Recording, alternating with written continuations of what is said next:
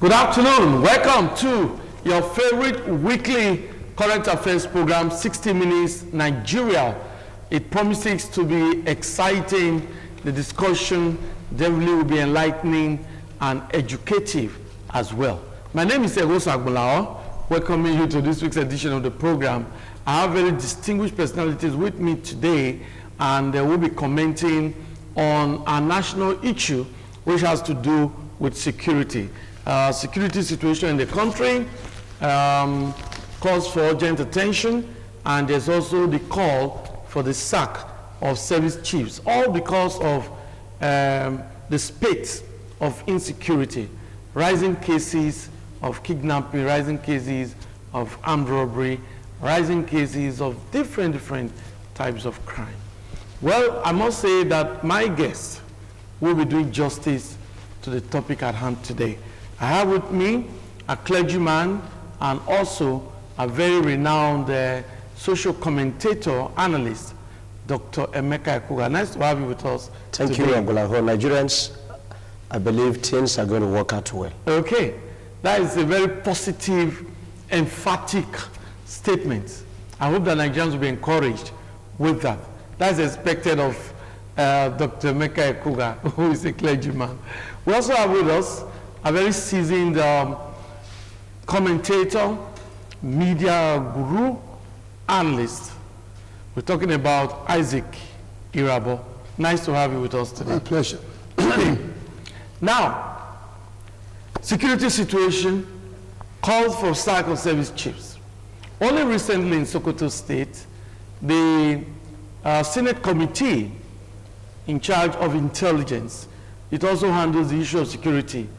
Talking about Haji Gobi, granted an interview to journalists, and he said that he stands by what the Senate has made public, and that is the call for the sack of service chiefs. The House of Representatives also have made their position known, called for the sack of service chiefs. But the presidency retorted and made it public as well that only the president has the powers to appoint and also fire service chiefs. So that's the situation. But just yesterday, the governor of Katsina State visited President Buhari in Aso Villa. The question is, what was the reason or what was the purpose of the visit to discuss security situation in Katsina State? Katsina State that used to be peaceful, now bandits are terrorizing that state. In Kaduna, southern Kaduna, killings, we've seen Christians adorned in black attire, protesting against the killings in southern Kaduna. We've seen what the governor has done. We've seen the call by the Christian Association of Nigeria. Different problems. Zamfara, different parts of the country. The Northeast, the terrorist situation. Well, we'll discuss all. Let's start with Isaac Irabo. Yes, what's your take on the situation, the security situation in the country? Well, it's almost abominable, so to speak. You think the whole country is in a state of war. There is no settlement anywhere. Either you're hearing of the Boko Haram harassing and killing our soldiers, or you have soldiers on their own deserting, or possible mutiny within the armed forces. In the south, the Northeast? The Northeast, okay. Katsina and environs, the same thing. Even taking the fight to the president's homeland in Katsina. I doubt if the president sleeps very well now, knowing that the fight, the dreaded Boko Haram has taken the fight to it. Okay, but what we hear is bandits. Well, that's the terminology. Well, whatever that's the designation. Yes, that bandits are, creating who are problems. These bandits? Okay. This country is so blessed with a very effective security network, especially with regards to intelligence. We've done it all over the world. Anywhere you sent our soldiers to, we've done very well. How come they cannot decipher or find out where these bandits are? So we think it's just a travesty. There's a cover-up because the president either does not want to or for some odd reason. Like they said, like the president said, or from the presidency, that the power to fire and hire almost everyone in the executive branch resides with the president. And I remember when he came for this second term, he asked all those service chiefs to leave Abuja and go straight to the war front, you know, and the same president now today is asking, from the way I even look at it, I think that the Senate and the House of Representatives are being even prompted, because it doesn't seem to be that will. The president has a will to do anything. He has all the power. I've read in many places that the president of Nigeria is about the most powerful man in the world, because the bicameral legislature, well, not on the take from what Akpabio has been doing, has been saying, it seems it's just chop, make I chop. But unfortunately, that's not supposed to be the case. The president, when he decides to fire any of his helmsmen, the people maintaining and containing the security of this great country of ours, we're very proud of this country. He has all the liberty in the world to do it. That he's not doing it, it leaves a lot to be conjectured why he's not doing. Is it a cover-up? Are they covering him up? We hear rumbles even within the armed forces, you know. And there was this time I think I was just coming to the country about a year ago, when I saw the head of the army, the chief of staff, you know. He granted an interview to This Day newspaper. And I think Nduka Bagmana was also there. He said so much that they've been covering everything. They don't have arms, they don't have this, they don't have that. Not even good uniforms and all that. And it was a disservice to the armed forces of this country. They don't have morale. I was even reading, is it in Ghana or Chad a few days ago, that the head of the country went out there, you know, working with the people, having a party, in a way to prompt the soldiers into action. So we need to see a lot more of that here. But as a follow-up to that, we've seen the Chief of Army Staff also visiting troops to boost the morale. Yes, he is. Okay. But not the president. Okay. Well, let's get the thoughts of Emeka Ekowe. Yeah, thank you, Mr. Agbolaho. Okay. Let me appreciate part of the contributions from Mr. Irabo. Yes, right. Sir Irabo. Quickly, Mr. Irabo. Quickly, let me say that in Nigeria, security things has fallen apart. That's very clear. Insincerity has been the problem of insecurity in Nigeria. I don't want to hit so hard at the early point. Maybe at the concluding part, I will be able to tell you my submission. Okay. But I want to say that the legislators, the National Assembly, the Senate, and the representatives, they have been able to speak the heartful mind of Nigerians, calling on the sack, though the language is so strong, sack of the security chiefs. they have spoken the mind of so much mind of Nigerians. Of course, it's not only in the northeast, not only in the north-south. Here in south-south, you can also agree with me that it has not been easy to travel from Benin to Abuja. Your eyes has to be open. You have to look farther than where your eyes can reach to enable you escape one of these two hoodlums. We said they are bandits. We call them herdsmen. Fulani herdsmen. You go to the Delta State. We cannot say Fulani herdsmen. Well, you call them herdsmen. We have Fulani herdsmen who do legitimate business. But that's what they call them. But we also have the bad eggs. The armed herdsmen. The alleged armed herdsmen. Well, so if you say that, to distinguish it. My brother, that is why I'm saying sincerity issue is the problem of everything. When you say the alleged, it looks as if maybe it has not been proved. So I wouldn't know if there is any other person within the environment here, you can point accusing finger that they mount all those roadblocks and they do those kidnappings on the express roads. Yeah, we had robbery attacks in the past. Yes, we have so many of them in the past. And we know we've been able to, in our findings, discover how they operate, unlike the herdsmen we talk about. You talk about the killings in the communities. Just like the same system, you see the Boko Harams in the northeast, in the north, is it south and what have you. The same method, the same manner. Apart from that, these ones, they cover their face and engaged, and you don't see them.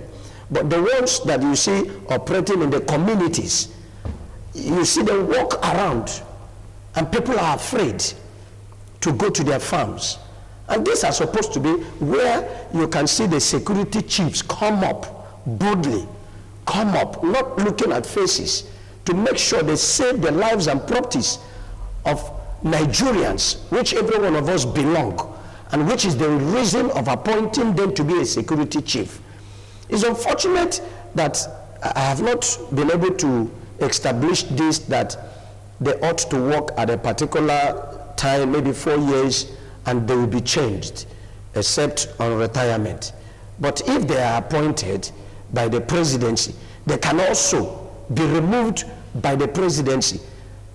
I will hold a little brief here. Okay. When I come, in conclusion, I will be able to hit to a point of where I want us to look at very well. But permit me to say that insincerity has been the problem of insecurity in Nigeria. The National Assembly, they are there for the fact they have come up a few days ago here to talk about sack of the security chiefs. Perhaps they have been able to see that the rich are also being affected. Okay. Sorry, if you look at the attack in one of the governors in the that was Borno State. Borno State, where the governor was actually traveling to Baga. Good. And so it was a very bad ambushed, and the lives were killed. You know what I mean? So now you see the National Assembly now coming up, try to raise their voice, either in hypocrisy or in reality. Well, they have raised their voice. But I must be able to say this, until we get it right in Nigeria, and it's going to boil down on the presidency. Hence the president has the whole power to sack and to appoint. And he sits down there seeing what is going on. It's not that he's not hearing. It's not that he's not reading. He watch it every day. He calls security chiefs meeting, and they sit with the principal officers. They discuss, they talk. The last time he made a statement, he said the best is not good enough. We are Nigerians. I don't you think that is what is expected of a president? Yeah, of course, of course. He has already shown his displeasure, and he expects the security chiefs to rise up. If the security chiefs are not rising up, what is he supposed to do? If I have, as a friend now, I call you, as somebody we are working together, I am your head. I call you, I say, look, what I am seeing, I'm not satisfied. You are expected to do something better. a week, 2 weeks, 3 weeks, 1 month, instead of you to bring things to a kind of a minimum, you begin to see it rising to a higher whatever. I think it calls for serious attention, and we shall be looking into the presidency properly. Okay, thank you. Come back to you. Mr. Ezekirabo, what do you think can be done? Because security problem in Nigeria is so widespread. You see, yes. a security problem is not new. More so when we've had a plethora of military incursion in the lifespan of our country. It will eventually explode. The president is playing like the ostrich with the head in the mud, thinking that eventually things will settle out, but it is very unpresidential. Thank you. But if I may interject there, yes. Now, but what do you think the president ought to have done that he has not done? Because now, when you make that kind of comment, yeah, because no, let me cut in, because we've seen a president who holds meetings with security chiefs. I believe these meetings with the intention of wanting to know the exact situation or the problems and get solution. You know, today the governor's forum will also meet with the president. So don't you think the president is doing his best? No, it's not. I'm telling you. Yes, the governors can contribute to this discussion. The main people are his service chiefs. Service chiefs. Do you know what I'm saying? The National Security Advisor. But the service chiefs, yes. like the Chief of Army Staff, yes. has also made it public that yes.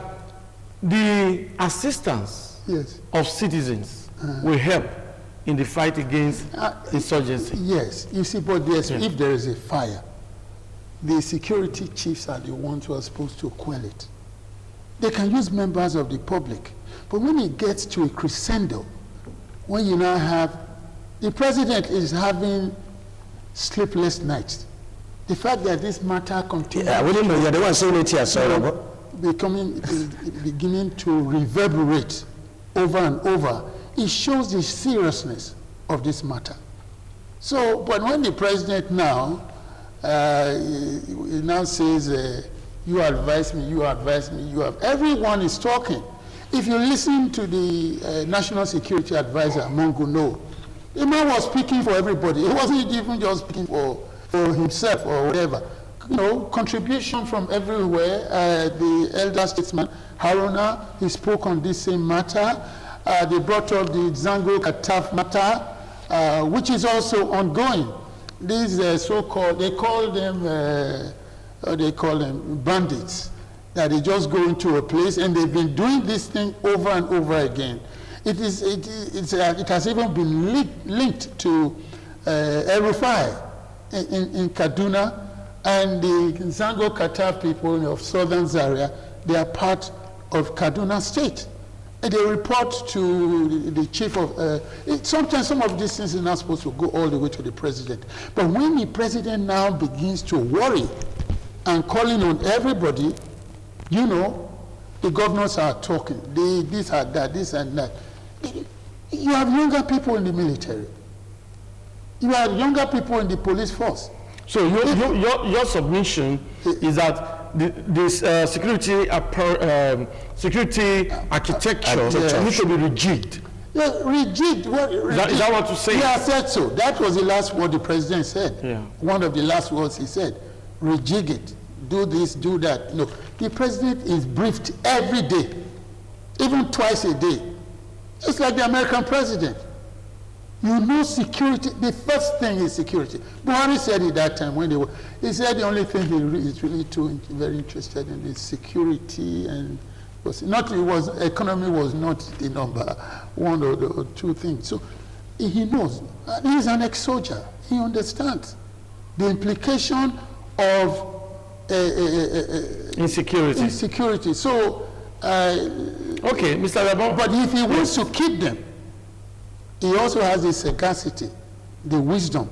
He has the reason, why he's keeping them. Okay. But let Mr. President not fool the rest of us that we're talking about a country of almost 220 million people, and there's this thing that is biting over and over. We're not talking about the economy. We're not talking about the stock exchange in the economy. We're not talking about education, welfare, and all the rest of them. We're talking almost of the most important thing, in quotes. Yeah. As far as he's concerned, the most important thing is security. So if it is security, and without security, you and I, we cannot do all the things that we do. The farmer can't farm, the teacher can't teach, the doctor cannot heal. Do you understand what I'm saying? So this is the major problem. Let Mr. President rise up like a mighty stream and solve this problem for us so that we can go. It's just as bad to us as coronavirus. Thank you, Mr. Rabo. Let's get a tour of Emeka Akuga. Now, what do you think the president should do? Thank you. I think I said it maybe at the concluding part of it. Yes. I should be able to hit the point straight. Mr. Rabo, you've been able to make some vital points. I agree with you. But there is something we're missing out here. I don't see the importance of an integrity man. The Minister for Interior, the National Security Advisor, all the service chiefs, I don't see an integrity in them. In the developed countries, when you see that you are not capable to fix things right, you resign. You resign. And let's start it from the president. If Mr. President will come up today and say, look, I'm not satisfied with what is going on, tomorrow the same issue is occurring, tomorrow it reoccurs, the other day it reoccurs, and it's not, he sit down, he's not going to take action, he should resign. Africans don't resign. That's just the problem. And this is where the corruption is. Don't resign. This is where the corruption is. Now, instead of resignation that you are talking about, the president is enjoying the support of some Nigerians. Of course. And I can tell you that some Nigerians do not accept what you have said now. Of course. The president should resign. I agree. Yeah. Now, don't you think if there's a problem, then you must look for solution? Probably the president is looking for solution. And some Nigerians are saying part of the solution is remove the service chief. All right. Let me just put this to you. Okay. Don't you think the president should consider what Nigerians are saying? Probably change the service chiefs. Well, he has the authority. He has everything it takes to do so. But if he's not doing so, what is expected of him? You and I will not do it. Now, I will give a very simple advice. The National Assembly, the Senate, the House of Representatives, they have aired their mind. They have made their suggestions, I'm sure. He holds meeting with all of these executive councils. The governors, they meet. Every parastatals, they come together. Now, they submit to the presidency. And in all this, nothing is happening. My brother, I would advise that the National Assembly they make the law. We are in democracy, government of the people, by the people, and for the people.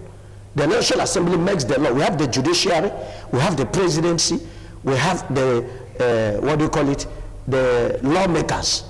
Now, if we can be able to everyone work in your office, work in your section, and the National Assembly comes up and said, now it has gotten to this point because another president coming can also flow on this line. If you are there and you have a support of a chief of army staff, you have a support of Inspector General of Police, you have, of course, you put all of them there. That means all of you can stay, and whatever is going on, nothing happens. You flew from London to America to Japan, all on air. And probably nobody wants to kind of attack you. That you come to the land, you go with your armored cars, and it becomes very difficult for you to be attacked. Or even when you attack, you must escape. But ordinary Nigerians are dying. I think the National Assembly should come with a law that any service chief whether on appointment or on a whatever, should be able to be in the office for a certain time. And when at that particular time you are able to execute, and the Nigerians and government decides to say, oh, you've done well, continue, fine. But when you are not able to, put things right as expected of you, you should be removed. I think it will go a long way. And another thing is, Mr. President should stand up. He should rise up as a president. I am seeing a lot of things going in or going on within, as if there are somebody or some people who are sitting down saying this is what must be done, this is what must not be done. Are you following me, sir? Yeah. Look at the ministers. Look at the kind of corruptions we're seeing within the circle of ministers. Look at Niger Delta. What are we talking about here? Mr. President has seen all these things. Must you keep quiet and say tender justice with mercy in every issue that concerns life and property of Nigerians? He should be able to defend the country he is a president. He should be able to stand and rise up to a point that a Nigerian here can say, yes, this is actually my president. Thank you, Dr. Emeka Akuga. I think the president is doing that. So many Nigerians have their different opinions on the government. Some Nigerians are enjoying what the president is doing, and some others are saying he can do better. Okay, your parting words, because today's edition is an abridged version to enable us to an educational program. Just your parting words. About what? Parting words? Your parting words. This is now 60 minutes. Because of COVID-19, yeah, there's an educational program after this. Yes. Well, the truth of what I think is the truth of the matter is that the president has acted as a Democrat. Let's face it. He's giving room to all kind of contributions. He knows what to do. He's been a chief executive before. This is not the first time he's president. Yeah. He was a military president, a military head of state. Yeah. He has done 4 years of presidency. He's doing the second term, first year of second term. A quick one. So he knows what to do. Okay. But he might be playing diplomacy. Thank you. Don't forget that his new chief of staff is a diplomat extraordinary. Thank you, Mr. Isaac. So, Mr. President will do what is right at the appropriate time. Okay. I want to thank Dr. Emeka Akuga. Thanks for your time. I know they have a lot to say, but time is not our friend. Do have a wonderful week ahead. We'll be with you next week. Bye-bye. And also remember the simple agenda.